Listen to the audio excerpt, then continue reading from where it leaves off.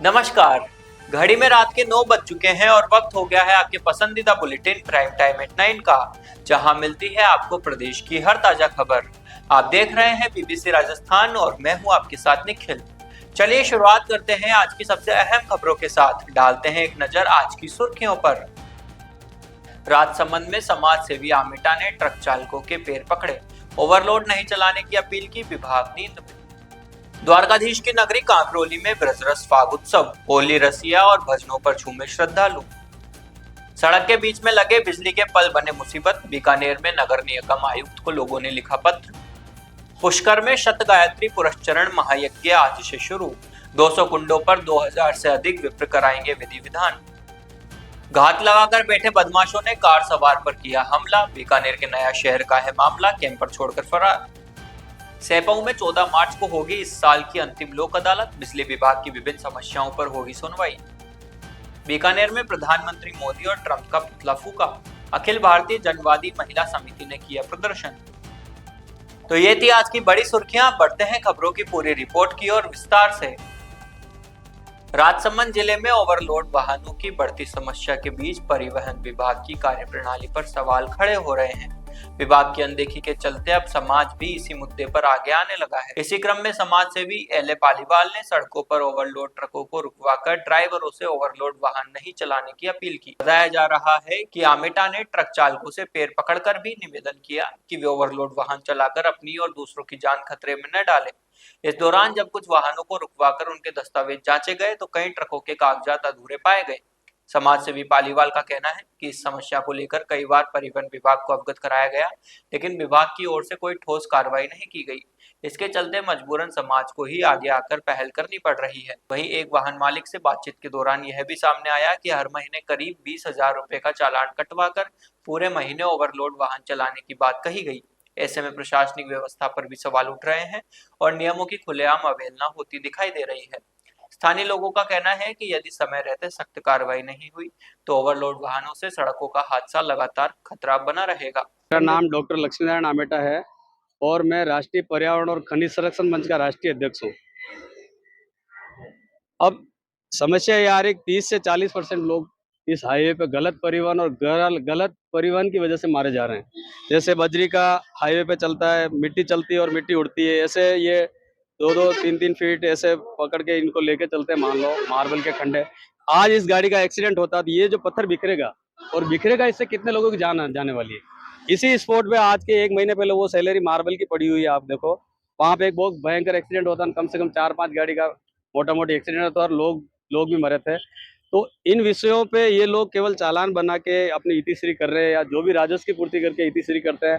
तो आज प्रशासन को, जिला पुलिस अधीक्षक को और इनको क्या नाम आरटीओ, डीटीओ और जो भी परिवहन विभाग के समस्त जिम्मेदार अधिकारी है, even Rajsamand collector, Udaipur collector और पूरे राष्ट्र के सभी जिला कलेक्टर और सभी डीटीओ आरटीओ का हम ये निवेदन कर रहे हैं कि आप इस प्रकार के परिवहन को रोकें और लोगों की जो जनहानि हो रही है, 30 से 40% एक्सीडेंट हो रहे हैं। ये लगातार हमने सोशल ऑडिट करी है कई सारे हाईवे पे जाके।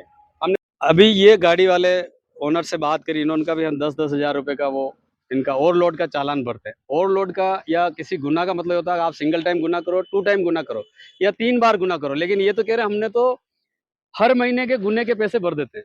तो हर महीने के गुने के पैसे आप भरोगे तो गुना तो इतना हो जाएगा कि फिर तो इंसान का रहना ही मुश्किल हो जाएगा एरिया में। और अवैध वसूली का इसमें श्रेय है, लेकिन उसका ये तफ्तीश करें। अभी प्रशासन को निवेदन कर रहे हैं हम कि इन सब चीजों के भी आप रैकेट को जांच करो, आपकी ये क्या विषय चल रहा है। और लगातार चल रहा है, बजरी का रात भर में 500-500 डंपर ट्रक जाती है यहाँ से, और इतना होता है कि एक्सीडेंट का पता ही नहीं चलता एक्सीडेंट किसने किया।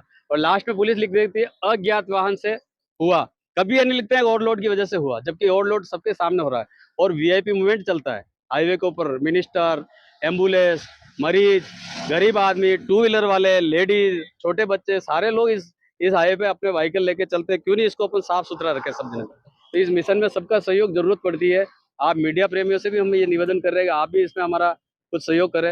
आपका बहुत बहुत धन्यवाद। राजसमंद जिले में द्वारकाधीश प्रभु की नगरी कांकरोली में होली के पावन अवसर पर ब्रजरस फाग उत्सव का आयोजन किया गया।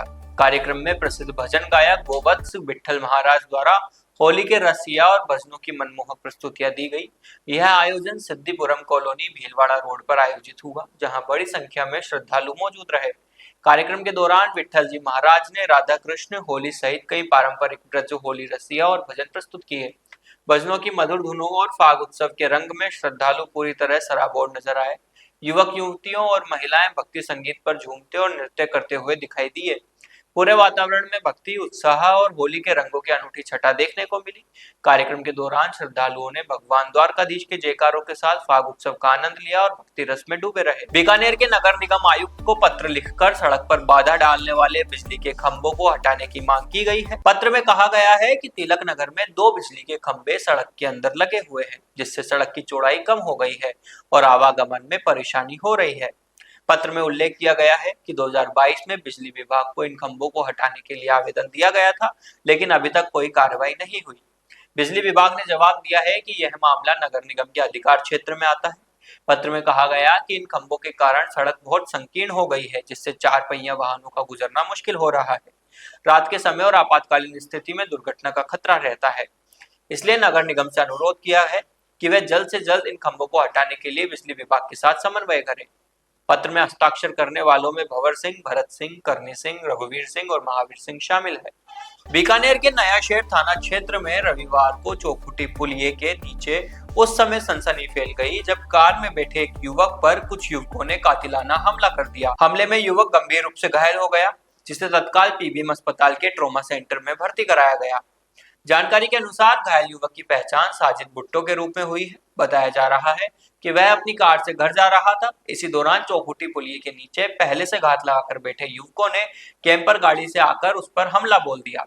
अचानक हुए हमले में युवक बुरी तरह घायल हो गया। घटना के बाद हमलावर मौके पर कैंपर गाड़ी छोड़कर फरार हो गए। सूचना मिलने पर नया शहर थाना अधिकारी कविता पुनिया और जय नारायण व्यास कॉलोनी थाना अधिकारी विक्रम तिवारी मौके पर पहुंचे और दोनों गाड़ियों को कब्जे में लेकर नया शहर थाने पहुंचाया। घायल युवक का इलाज पीबीएम अस्पताल के ट्रॉमा सेंटर में जारी है। धौलपुर जिले के सेपऊ में 14 मार्च को इस वर्ष की अंतिम राष्ट्रीय लोक अदालत का आयोजन होगा। बिजली विभाग के आईएन पुष्पेंद्र चौधरी ने बताया कि बकाया कटे हुए कनेक्शन और 5 माह से बंद पड़े हुए कनेक्शन को चालू करवाने के लिए यह आयोजन किया जा रहा है। 12 मार्च 2026 और 13 मार्च 2026 को राष्ट्रीय लोक अदालत में लाभ हेतु सहायक अभियंता कार्यालय सेपऊ में प्री कैंप का आयोजन किया जाएगा। 14 मार्च 2026 को कोर्ट परिसर में सेपऊ में माननीय न्यायाधीश रेणु गोयल की अध्यक्षता में राष्ट्रीय लोक अदालत का आयोजन होगा। इसमें सभी प्रकार के विवादित डीसी और पीडीसी कनेक्शन और पुरानी पेंडिंग बीसीआर वाले विद्युत कनेक्शन की बकाया राशि को एक मुश्त जमा कराने पर नियमानुसार 50% राशि तक छूट प्राप्त कर सकते हैं। साथ ही नियमित बिल जमा कराने वाले उपभोक्ता भी अपने त्रुटिपूर्ण बिल को सही कराकर नियमानुसार एलपीएस पे फायदा ले सकते हैं और अपने 5 वर्ष की अवधि में कटे हुए घरेलू कनेक्शन को पुनः जुड़वा सकते हैं।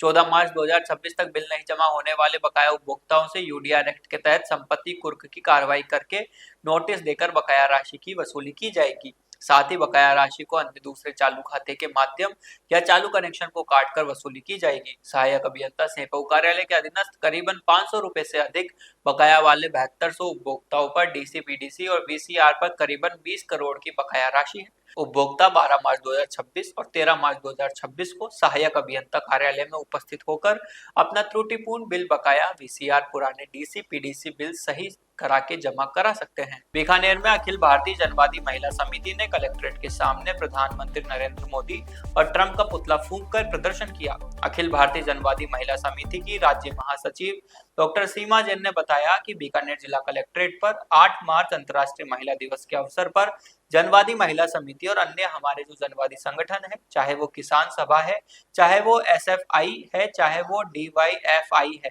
पहली बार इतिहास में अंतर्राष्ट्रीय महिला दिवस के अवसर पर महिलाओं के साथ जो प्रगतिशील सोच के जो पुरुष हैं वो भी उतरे हैं। क्योंकि जिस तरह से जो महिलाओं के खिलाफ हमले बढ़ रहे हैं, पूरे विश्व स्तर पर इसके खिलाफ एक नियोजित और लामबंद तरीके से संघर्ष को हम तेज करेंगे। क्योंकि साम्राज्यवादी नीतियों की वजह से महिलाएं पूरी तरह से त्रस्त हैं। उसके खिलाफ आज हमने यहाँ पर ट्रंप और मोदी का एकजुट पुतले का दहन किया है।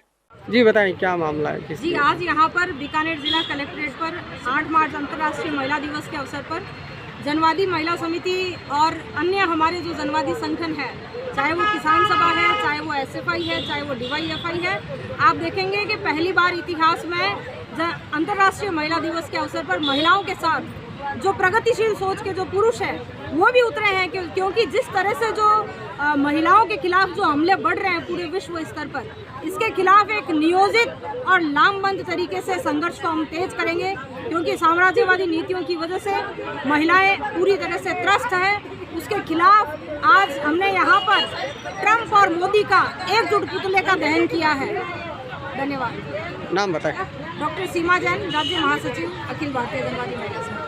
पुष्कर में आज से कलयुग का पहला शत गायत्री पुरस्चरण महायज्ञ शुरू हो रहा है। यह 43 दिवसीय महायज्ञ 19 अप्रैल तक चलेगा और इसमें 200 यज्ञ कुंडों में 200 यजमान दंपति प्रतिदिन आहुतियां देंगे।